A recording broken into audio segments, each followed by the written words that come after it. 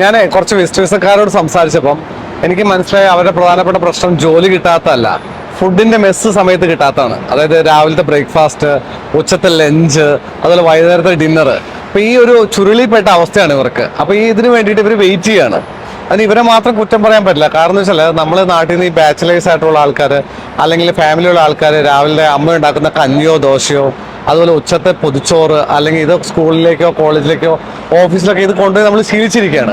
അപ്പൊ ഈ ഒരു ടെൻഷൻ കാരണം, ഫുഡ് സമയത്ത് കിട്ടുമെന്നുള്ള ടെൻഷൻ കാരണം ഇവര് പുറത്തേക്ക് ഇറങ്ങുന്നില്ല. നാട്ടിൽ നിന്ന് ഫ്ലൈ ദുബായ് പാക്കേജിൽ ആളുകളെ ഇങ്ങോട്ട് കൊണ്ടുവരുന്ന സമയത്ത് അവരെപ്പോഴും ചോദിക്കുന്ന ഒരു ചോദ്യമാണ്, നിങ്ങൾക്ക് മെസ് ഇല്ലേ, മെസ് ഫെസിലിറ്റി ഇല്ല എന്ന്. ഞങ്ങളത് മനഃപൂർവ്വം കൊടുക്കാതിരിക്കുന്നതാണ്. അതിന്റെ കാരണം എന്താണെന്ന് ഞാൻ പറയാം.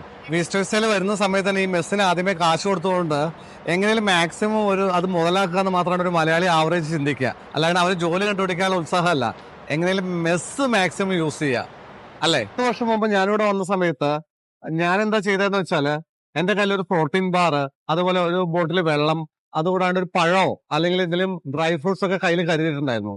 കാരണം നിങ്ങളുടെ ദുബായിലേക്കുള്ള വരവ് ഈ ഫുഡിന് അല്ലെങ്കിൽ മെസ്സിന് വേണ്ടിയിട്ടുള്ള അവസരങ്ങൾക്ക് വെയിറ്റ് ചെയ്യാൻ വേണ്ടിയിട്ടല്ല, ജോലിക്ക് വേണ്ടിയിട്ടുള്ള അവസരങ്ങൾക്ക് വേണ്ടിയിട്ടാണ്.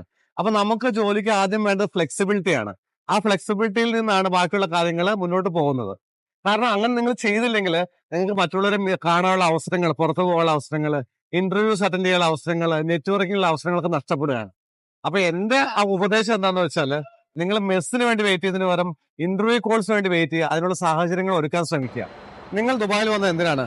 ഭക്ഷണത്തിനായി കാത്തിരിക്കാനാണോ അതോ ജീവിതം മാറാനുള്ള അവസരം കണ്ടെത്താനാണോ? ഒന്ന് ആലോചിച്ച് നോക്കുക.